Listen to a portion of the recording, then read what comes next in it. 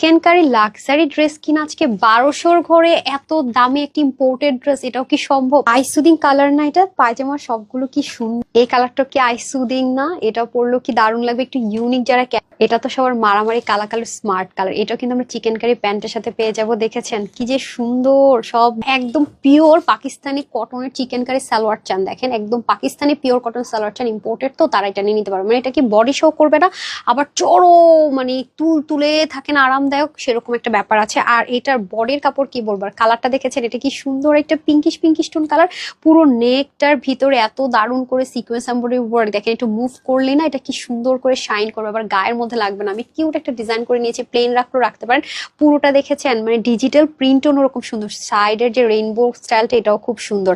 আর এটা একটা magical part হচ্ছে, যেটা আমি লাইভে দেখিয়েছি, এটা কিন্তু আপনারা দুই ভাবে মেক করতে পারবেন। ব্যাক পার্টটা যদি এই পোর্শনটা দেন হাফ একরকম হাফ একরকম, আর যদি পুরোটা দেন একরকম।